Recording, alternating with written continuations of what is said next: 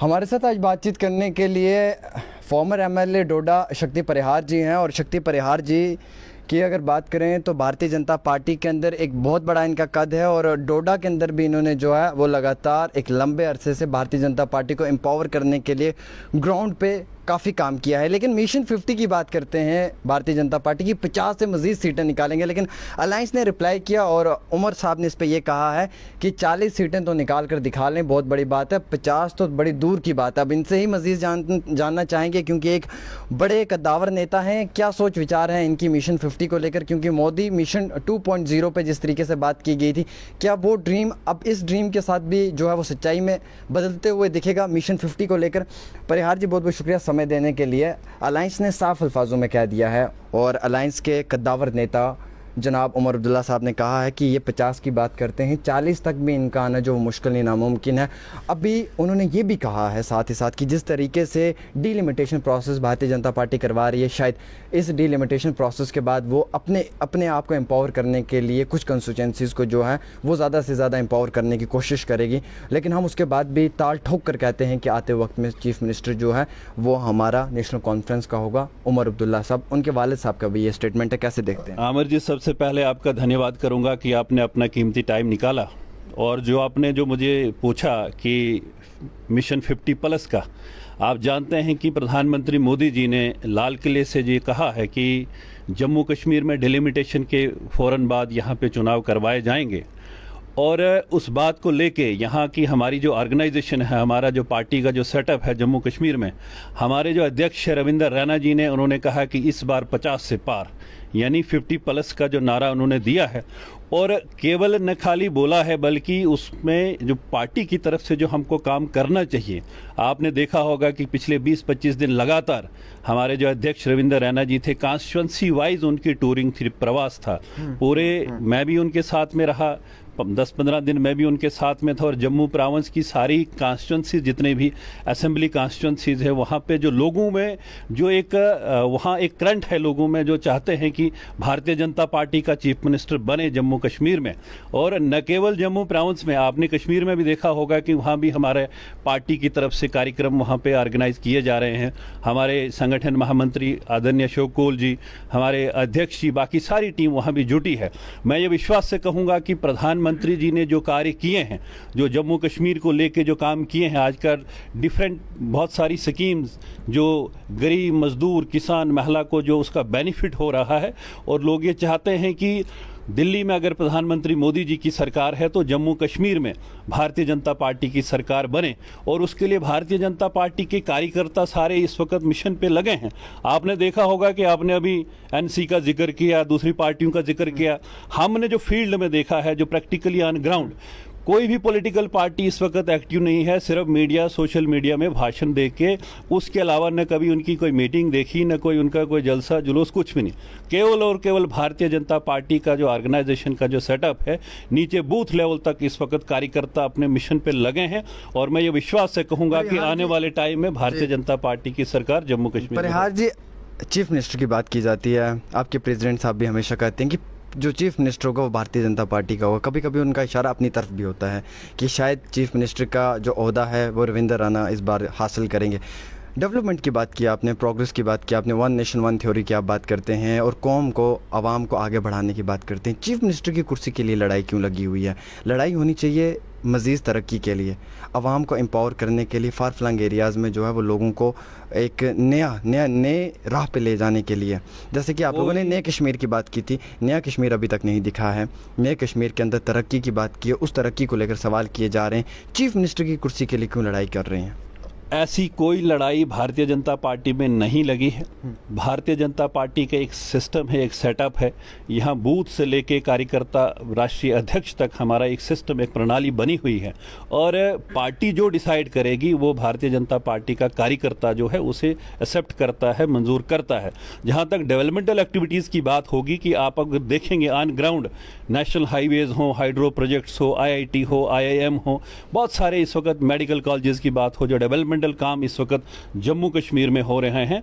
मैं विश्वास से कहूँगा, मैं अगर अपने रीजन की ही बात करूँ, वो डोडा हो, किश्तवाड़ हो, रामबन हो, चनाब बेल्ट जिसे हम कहते हैं, आज अब कभी मैं आपको दावत दूंगा कि आप कभी आइए हमारे एरिया में, वहाँ पे डेवलपमेंटल एक्टिविटीज़ बड़ी तेज़ी से चल रही हैं। और ख़ासकर जो प्रधानमंत्री जी की जो स्कीम्स हैं, चाहे वो किसानों को पैसा देने की बात है, चाहे वो महिलाओं को देना, जनधन योजना में जो पैसा दिया जाता है, आज PMY के केसेस जो हैं, जो गरीबों को जो घर दिए जा रहे हैं। एक वक्त ऐसा था कि एक पंचायत में 2 या 3 मकान एक गरीब उस पंचायत को मिलते थे और वो भी डिसाइड वहाँ का MLA करता था। लेकिन आज एक ऐसा टाइम आया है कि एक एक पंचायत में 2-2, 300 मकान गरीबों को मिल रहे हैं और वहाँ के लोकल रिप्रेजेंटेटिव, इलेक्टेड रिप्रेजेंटेटिव, आपने देखा होगा कि पंचायत को एम्पावर किया गया, BDCs बनी, DDCs बनी। आज डेमोक्रेसी को ग्रास रूट लेवल तक लेने का अगर काम जो किया है वो प्रधानमंत्री मोदी जी ने, भारतीय जनता पार्टी ने किया। NC और कांग्रेस की जब सरकार जम्मू कश्मीर में होती थी, मास किलिंग्स उस वक़्त हुई हैं, जो उस वक़्त जो आतंकवाद जो चरम सीमा पे था, उस वक़्त जो माहौल, एक डर का जो माहौल, खौफ का जो माहौल जो लोगों में था, माइग्रेशन उनके टाइम पे हुई। बहुत सारे आप देखेंगे, अगर आप फार फ्लंग एरिया, अगर हमारे एरिया में अगर आप देखेंगे, और VDC का गठन उस वक़्त भारतीय जनता पार्टी ने किया और उसके कारण न केवल मिलिटेंसी ख़त्म हुई बल्कि जो माइग्रेशन वहाँ से होनी थी एक पर्टिकुलर कम्युनिटी की, वो भी बची। मैं आपको ले दे के जो बात कर रहा था कि एक प्रधानमंत्री जब से 2014 से बने, पिछले 7 वर्षों में यहाँ का नागरिक अपने आप को सुरक्षित समझता है और साथ में डेवलपमेंटल जो हमारा जो कहा है प्रधानमंत्री जी ने कि सबका साथ सबका विकास और सबका विश्वास के साथ साथ सबका प्रयास। इस बार जो उन्होंने 15 अगस्त को फिर से कहा कि सबका प्रयास करके हम इस देश को आगे ले जाएं, जम्मू कश्मीर को तरक्की की राह पे और आगे ले जाएं। बाकी पॉलिटिकल पार्टीज क्या कहती हैं? अच्छे दिन नौजवानों के लिए क्या अच्छे दिन है जम्मू कश्मीर के बेरोजगार नौजवानों के लिए? कैसे अच्छे दिन? परसों सुना होगा, परसों जो SSRB के जो चेयरमैन जो हैं वो हमारे डोडा के हैं, उन्होंने कहा कि पिछले इस 2 सालों में हमने कोविड के होते हुए भी 20,000 पोस्ट जो एडवर्टाइज हुई थी, जिसमें 14,000 से ज़्यादा इंटरव्यूज कर दिए हैं, कुछ की सिलेक्शन भी हुई है और कुछ प्रोसेस में है। ये तो ज़रूर हम मानते हैं इस बात को कि कोविड के कारण बहुत सारी चीज़ें रुकी, उसको डेवलपमेंटल एक्टिविटीज़ में, बाकी सारी चीज़ों में वो उसमें एक आया। लेकिन उसके बावजूद भी आप अगर जम्मू से किश्तवाड़ के लिए जाके अगर आप देखेंगे, चारों साइड आपको जो दिखता है, जो आज की डेट में हमने देखा प्रवास में, चाहे वो रियासी का इलाका हो, उधमपुर का हो, हमारा रामबन, डोडा, किश्तवाड़ हो, कठुआ, बिसोली, बनी हो, आज वहाँ डेवलपमेंट के काम हो रहे हैं। और नौजवान यूथ भी ये चाहता है कि हमारा अगर भविष्य, अगर हमारा कोई फ्यूचर अगर है तो भारतीय जनता पार्टी में है। उन्होंने ये देखा है, ये जो भी जितनी स्कीम जिस वक्त प्रधानमंत्री जी चला रहे हैं, और ख़ासकर जम्मू कश्मीर में आपने कांग्रेस को भी देखा, NC को भी देखा, PDP को देखा। हम लोगों से ये आह्वान करते हैं कि एक बार भारतीय जनता पार्टी को एक पूरी मेजॉरिटी के साथ भारतीय जनता पार्टी की सरकार बने, भारतीय जनता पार्टी का यहाँ पे चीफ मिनिस्टर बने। और आपके कहने के मुताबिक बनना चाहिए। हम इस चीज़ को एक्सेप्ट करते हैं कि आपने जो कहा ऐसा होना चाहिए, आपने कहा जो वो कबूल होना चाहिए। लेकिन अवाम के हाथ में कि अवाम करे या ना करे वो एक अलग सवाल है, हम उस पर नहीं जाएंगे। जम्मू कश्मीर के अंदर कई सारी पॉलिसीज़ बनाई गई थी जब आप लोगों का इक़्तिदार का वक्त था और आपकी PDP के साथ कोलिशन में सरकार थी। कई सारी ऐसी पॉलिसीज़ बनाई गई जिसमें रैबरेक खेल, contractual teachers, contractual lecturer, REY के वाले बच्चे, NYC का, होम गार्ड, SPOs, कई सारी ऐसी पॉलिसीज़ हैं जिनको अगर मैं गिनना शुरू करूं तो 1.5 घंटा लग जाएगा सर। वो लोग अभी रास्तों पे हैं, रोडों पर हैं, उनको अभी इंसाफ नहीं मिला है। वो लोग अच्छे दिन की तलाश कर रहे हैं, उनको अच्छे दिन नहीं मिल पा रहे हैं। वो विकास की तलाश कर रहे हैं, उनके घरों में विकास नहीं है। वो साथ की तलाश कर रहे हैं, BJP के नेता उनके साथ नहीं है। सवाल तो ये है कि आखिरकार तरक्की की बात की जा रही है, कौन सी तरक्की जो है वो मिल रही है? अपोजिशन तो हल्ला मचा रही है कि पहले पेट्रोल 80 रुपये में था, आज 100 से आंकड़ा बढ़ गया पार। पहले तो खाने का तेल 150 में था, अब 200 से आंकड़ा बढ़ गया पार। क्या करेंगे, कहाँ जाएंगे, किसके आगे फरियाद करेंगे, कौन हमारी फरियाद सुनेगा? बेकस हो चुके हैं, मोहताज हो चुके हैं। जम्मू बंद की कॉल भी दी गई, जम्मू के ट्रेडर्स ने वेलकम किया था 370 का। आज जम्मू बंद की कॉल करने के बाद वो ट्रेडर्स रोडों पे जो हैं वो धरना प्रदर्शन कर रहे हैं। कहाँ है आपकी एडमिनिस्ट्रेशन, कहाँ है आपके पॉलिटिशियन? देखिए, जहाँ तक आप बात कर रहे हैं यहाँ के डेली वेजर्स की, जो डेली रेटेड वर्कर्स हैं, NYK है, रेबरेक हिल, रैबरी ज़रात, जितने भी ये लोग हैं, भारतीय जनता पार्टी उनके साथ खड़ी है। न केवल सिर्फ प्रैक्टिकली हम इस बात को बोलते हैं, बल्कि इनकी बात को जहां भी रखना हो, जिस प्लेटफॉर्म पे रखना हो, हमारे भारतीय जनता पार्टी के नेता उस बात को रखते हैं। हम लोग जब सरकार में थे, जब भारतीय जनता पार्टी पीडीपी की कोलिशन थी, उस वक्त भी 60,000 से ज़्यादा जो कहा जाता था कि डेली रेटेड वर्कर्स हैं, ये पिछली सरकारों की एक देन जो हमें मिली थी। किसी को 400 रुपया, किसी को 500, किसी को 200 रुपया, यानी वो भी साल में 2 बार, ईद के और दिवाली को उनको मिलता था। लेकिन आज उनको 700, 6,700 रुपया उनको पर मंथ उनको आज की डेट में मिल रहा है।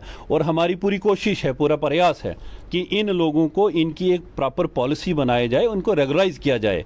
एसपीओज की जहाँ पे बात अगर आप करें, हमें याद है हमारे एरिया में बहुत सारे 30,000 से ज़्यादा एसपीओज एर्स्टवाइल डोडा डिस्ट्रिक्ट में इस वक्त काम कर रहे हैं, और मिलिटेंसी में उन्होंने फ्रंट पर रह के काम किया, लेकिन उनको मात्र 1,500 रुपया उनको मिलता था, बाद में 3,000 पे। और भारतीय जनता पार्टी की सरकार दिल्ली में जब आई, उनका उस वक्त 6,000, फिर 12,000 और 8,000 उनको 18,000 सॉरी आज उनको सैलरी ऑनरेरियम मिल रहा है। और हमारी ये पूरी कोशिश है, प्रयास है कि उनकी एक प्रॉपर पॉलिसी बने, उनको रेगुलाइज किया जाए, और जैसे कांस्टेबल को जो पैसा मिलता है, सैलरी मिलती है, उस तरह से उनको भी मिले। और जितने भी हमारे नौजवान युवा साथी हैं जो आज daily Vaser, daily rated workers हैं, बहुत सारे ऐसे लोग हैं, हमारी ये कोशिश प्रयास तब भी था और अभी भी है, आगे भी रहेगा कि इनकी प्रॉपर एक पॉलिसी बना के इनको रेगुलाइज किया जाए। भारतीय जनता पार्टी हमेशा कहती है कि सीएम होना चाहिए, सीएम होना चाहिए, सीएम होना चाहिए। रविंद्र राणा जी ताल ठोक कर बोलते हैं सीएम होना चाहिए। मेरे कई सारे इंटरव्यूज़ में भी उन्होंने कहा। भारतीय जनता पार्टी में फेस कौन है सीएम का? आपसे सवाल पूछना चाहूँगा, कौन सा ऐसा फेस है भारतीय जनता पार्टी के अंदर जो मुख्यमंत्री बन सकता है, जो इस कुर्सी को संभाल सकता है, जो इस ओहदे पे फायज हो सकता है? और आते वक्त में सवाल तो सुन ले, बड़े दिग्गज नेता हैं। मैंने पहले ही कहा, ये जो डिसाइड करना होता है, ये उस वक्त कौन party high command, parliamentary board है जो एमएलए चुन के आएंगे, पार्टी ऑर्गेनाइजेशन का एक सेटअप है। आप मुझसे क्या बुलाओगे? लेकिन लगता है आप भी नहीं बोल पा रहे हैं, खुलकर बोले ना। नहीं, आप किसको चाहते हैं फेस? आप क्या चाहते हैं, कौन फेस होना चाहिए? भारतीय जनता पार्टी की तरफ से कोई भी फेस बने, हमारा कोई लीडर फेस बने, हम उसके साथ खड़े। कोई भी अगर होगा वो पार्टी डिसाइड करे, चाहे क्यों ना आप हो। ना मेरी कोई ऐसी औकात नहीं, मैं एक छोटा कार्यकर्ता हूं, मैं उस लायक नहीं हूं। लेकिन लगता है रविंद्र राणा जी, अगर रविंद्र राणा जी भारतीय जनता पार्टी की कुर्सी पे एज ए चीफ मिनिस्टर का, सवाल तो पूरा होने दें जनाब, मेरी सरकार सवाल पूरा होने दें। अगर भारतीय जनता पार्टी के अंदर रविंद्र राणा जी चीफ मिनिस्टर की कुर्सी पर बैठकर ये ओहदा संभालें, तो क्या आपको लगता है कि एक सही कैंडिडेट वही है जो बदलाव ला सकते हैं और एज ए चीफ मिनिस्टर वो जम्मू कश्मीर में काम कर सकते हैं और एक अच्छा फेस है जिस चीज़ पे आपका दिल भी एक्सेप्ट कर सकता, कोई दिल की बात भी मान लिया करें? देखें, अगर भारतीय जनता पार्टी, मैंने पहले ही कहा, पार्टी हाईकमांड जो भी डिसाइड करती है जिसके नाम पे, अभी तो ये कहना तो अभी बड़ा प्रीमेचर होगा, लेकिन मैंने पहले ही कहा कि जिसका भी नाम आए पार्टी की तरफ से, भारतीय जनता पार्टी का एक एक कार्यकर्ता उसके साथ खड़ा होगा और जो भी काम फील्ड में ग्राउंड पे करना होगा उसके लिए सारे कार्यकर्ता तैयार हों।